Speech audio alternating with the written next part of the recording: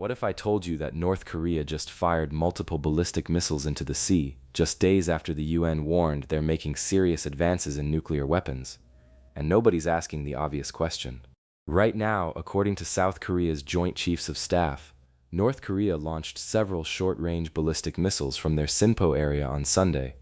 Each missile flew about 140 kilometers toward the country's eastern waters.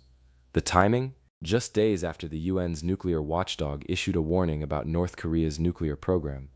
Most people will see this as another routine provocation, another Sunday launch, another North Korean tantrum designed to grab headlines and extract concessions. But here's the thing, the UN specifically warned that North Korea was making very serious advances in building nuclear weapons. Then boom, missile launches days later. Think about that timing for a second. First, let's talk about Sinpo. This isn't just any launch site. Sinpo is where North Korea has historically tested submarine-launched ballistic missiles, the kind that can emerge from underwater, anywhere, anytime. Second, these weren't long-range tests designed to threaten America or grab international attention. These were short-range missiles. Flight distance, 140 kilometers each. That's not posturing for the world stage. So why fire short-range missiles right after a nuclear warning? Here's what's actually happening. Short-range tests are about perfecting delivery systems. You don't need to send a missile thousands of kilometers to test guidance systems, warhead separation, or re-entry vehicles. And here's where it gets interesting. The UN watchdog didn't just issue a generic warning. They specifically said North Korea was making very serious advances in nuclear weapons development. Now connect the dots.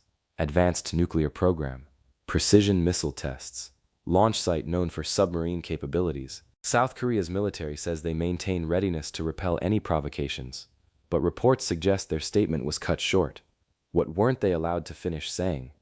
Think about it. If you're developing nuclear weapons, you need reliable delivery systems. Short-range missiles aren't about threatening distant enemies, they're about proving your weapons actually work. The real question isn't why North Korea launched these missiles. The real question is what they were testing that required live-fire exercises just days after a nuclear advancement warning. Because timing in geopolitics is never accidental, and precision tests after nuclear warnings aren't coincidences. Subscribe to Global Briefing Room for daily coverage like this, and tell me in the comments, what do you think happens next?